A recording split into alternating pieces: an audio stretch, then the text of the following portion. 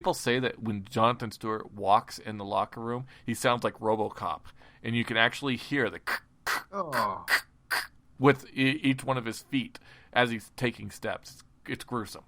So, receivers, who are your definite got to keep them wide receivers?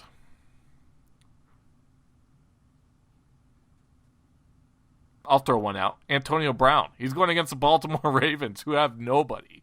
Antonio Brown in this situation is a huge pickup. And Allen Robinson in New Orleans, huge pickup. Don't touch Odell Beckham, guys. If you haven't heard already, the guy is suspended. There's not a good point at all in going ahead and putting him on your team. We got a caller. It's good old Caleb. So, Caleb, welcome to the show. I hope you're listening. I hope you're enjoying it. Caleb, what's your question for us? Hey, buddy. We lost Caleb. I don't think he was actually intending to call the show. I think he was trying to talk to me. That's what you get, buddy. He might have been calling in to. Oh, I don't know. We'll see. Caleb is, guys, for those who don't know it, he is on the evening show.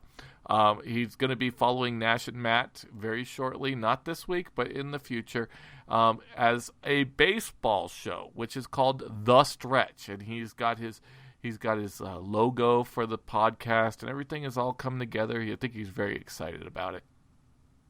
He's a baseball guy. He really is. Another term for that is nerd.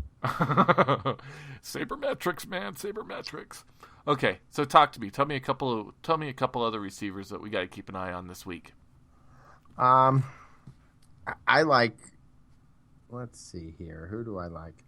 Again, I like Amari Cooper, Michael Crabtree against the Chargers because they're absolutely terrible. I like Jeremy Maclin against Cleveland.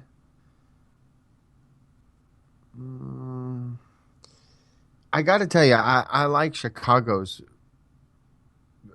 I like Chicago's receiving core. I think Chicago's just this team that continues to be scrappy in every single game. I could see them doing fairly well. I also like Sammy Watkins against Dallas. You're right about the Pittsburgh ones and the Jacksonville. Those are very obvious.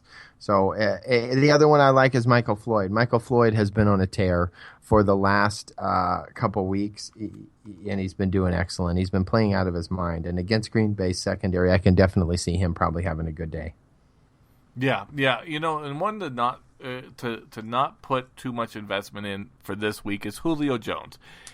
We saw what happened last week with Josh Norman covering the holy hull of a crap out of Odell Beckham. Now, Julio Jones is more of a physical specimen than Odell Beckham Jr., but after watching what Josh Norman was capable of, I'm not sold on this. Last time that those two matched up, Julio Jones did have 7 grabs for 88 yards, but that happened on 13 targets. Okay, so if they lost in the last matchup with Julio Jones just kind of having an above-average performance, why would they continue to have the same situation and lose drives by depending on throwing on him in what was last time 6 cases where it was an incomplete pass? I just don't see. Yeah. I don't see that as a good situation for Julio. But he's almost always a top 5 pick, right? Yeah, he is. And again, I agree with you on this one, which is rare. We've agreed on a couple different things. But and I don't think it's going to be because Norman's amazing on Julio Jones, because I think you're right and he can beat that. I think it's Matt Ryan. I think they get to Matt Ryan, and when he gets flustered and they're getting to him, he makes bad decisions. So I think that's where the breakdown happens. Okay. All right. I tend to agree with that as well. Matt Ryan, he's an accountant, and he just can't deal with the pressure. Let's talk about good old tight ends. And boy, that sounded a little bit provocative at the moment. Which tight end this week is the must-go-to people? And I'm just going to throw out 3 names because the rest of them are really ultimately horribly insignificant. Okay. Rob Gronkowski, Jordan Reed, or Greg Olsen. Okay, sure. I mean, I agree with the Jordan Reed one. And Greg Olsen, sure, of course, I agree with that one. You don't always have those guys to go to. If you don't have those, I think Delanie Walker's a good play this weekend. I think Travis Kelce is a good play this weekend. What? Yep. I don't know. The Browns have been pretty good against tight ends all year long. Their strong safety knows how to play that zone Julius well. Thomas is a good play this weekend. Ooh, as okay. well. I kind of agree with that. New Orleans has an impossible time defending the tight end. Plus, he'll probably see Brandon Browner in red zone situations. So that perfect. A lineman could get open on Brandon Browner. Well, Brandon Browner will definitely jam him at the line, but Brandon Browner is nothing more than a hold him, stuff him, grab him, and get lots of penalties type of person. And that's how you used to date, right? Hold them, stuff them, grab them. Wasn't that your move? Yeah, no, that's exactly it. Hold them, grab them, and stuff their tight end full of stuff. It's good to be back. Yeah, it is. It's good to have you back. So KG is about to give us a call. Caleb's about to call us back. He'll be with us in just a few seconds, I think. Do you know what Caleb's nickname is? I don't know if he's told anyone this. Does anybody know what Caleb's nickname is? Caleb, in his younger days, and he might still do it, was an aspiring rapper. Uh-oh. And his nickname was the Kid KG. The Kid KG? Yeah. Say that to him, see how he takes it. It'll be fun. Okay, well, that's how I'll introduce him if he calls back. But we only have 10 minutes left to the show, so let's go ahead and talk team defenses. Which team defenses this week are the must-have? Must-have, Carolina, obviously, is going to be a good one. I think Arizona is a good play. I think maybe they surrender some points, but I think they get a turnover or two, and maybe it's in Arizona especially. They probably get a pick or something. Psst, I think Texans. Oh, no. Okay, go. Yeah, tell me about it. Metzenberger. That's what they got. That's all they got. Okay, Metzenberger, Doyle Green, Beckham, they don't really have anybody. And that defense is going to be coming through that line at 1 trillion miles an hour. J.J. Watt's going to be literally taking Metzenberger and just I agree. Killing him. They're going to put him into bad situations, going to cause probably 3 picks, probably 1 return for a touchdown. Yep, I agree. I like Oakland's defense. They're quietly, bro. Khalil Mack is quietly having an amazing season and coming on strong the last couple games. Okay, yeah, I could see that. You know, one that can shock somebody is I like the Steelers, just not for the fact that their defense is really good, because it really isn't, but the fact that they're playing the depleted Baltimore Ravens. Yep. Who don't have anybody. I mean, they're like will work for food type of players, and that's what they're left with. And not to be too much of a homer, but you got to go with Kansas City. They're aren't they leading the league in defensive points? So at least that was the saving grace. If they get a pick six or something, that's a couple extra points for your defense. That can save you in a tight game. It is. We got Frank Sprankle calling us on the line. Frank, you are live on Jock Journal Radio, the Nash and Matt Show. How's it going out there in basketball world? Oh, my goodness. So, wait a minute. Listen, guys, I love basketball. I really do.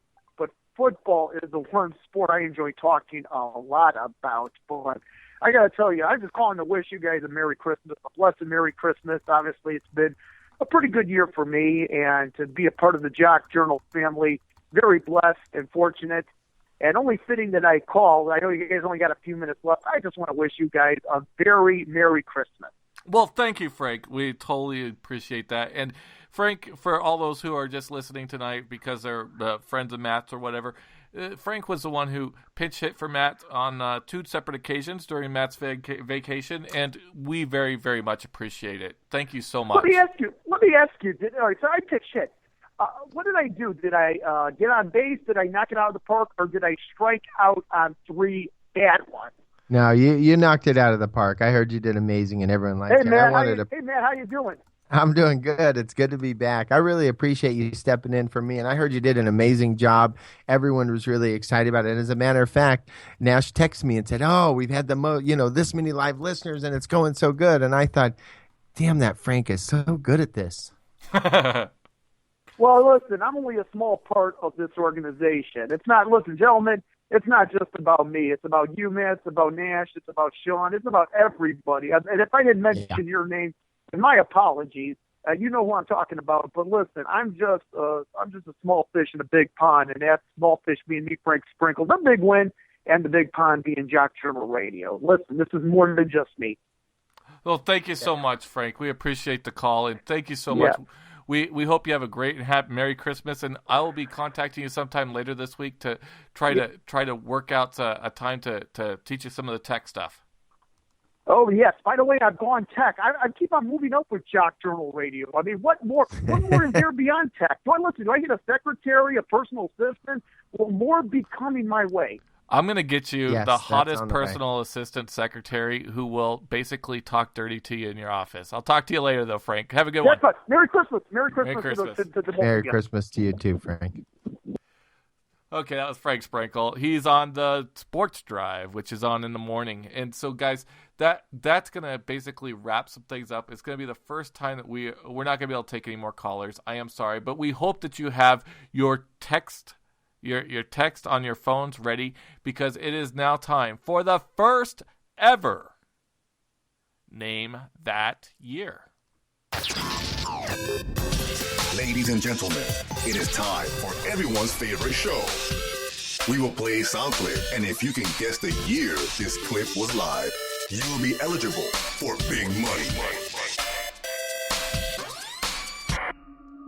When we say big money, we're really meaning a $50 gift card, so don't take too much into that. But we do want to hear from you at 77948.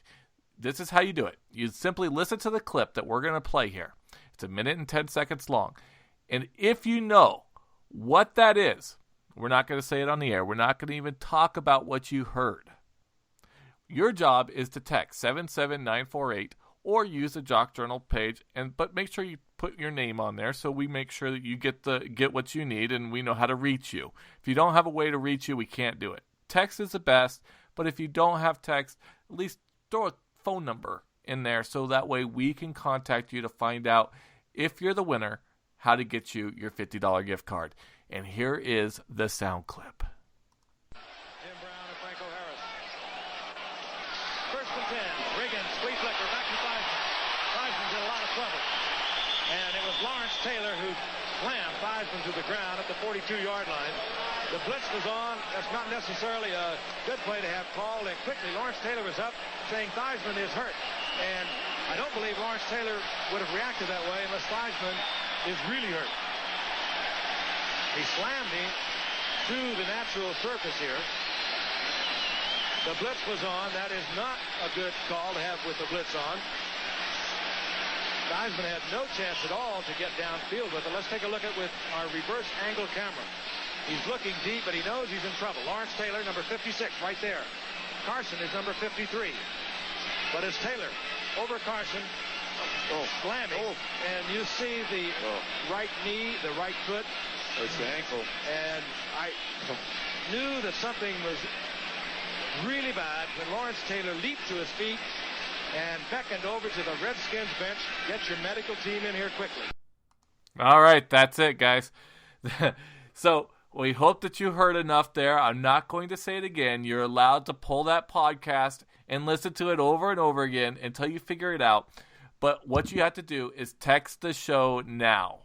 You need to text the show now or sometime between now and the end of it. But make sure you tell us what year and what that was that you just listened to. So that way we know that you won, and that way we know how to contact you to give you the money that's needed. Matt, we are almost at a close. I want to go ahead, and we're already getting some of these coming in, and I love it. Wow, we already got 8 people responding to us on that. So that really went well. There you go. Yeah, and one's from Camden, North Carolina. I don't even know who that is. Good idea. Yeah, it's working. Good. Okay, so guys, we want you to go ahead and get us that information. Matt and Nash are about to sign off, but I think it's about time. Let's go ahead. I'm Nash. And I'm Matt. And you're listening to NFL Talk. Have a nice and happy holiday season. That was NFL Talk Late Night from Jock Journal with the biggest morons in the country. If you aren't asleep already, it might be time to get to bed. However, I'm sure most of you are still looking for me on AshleyMadison.com.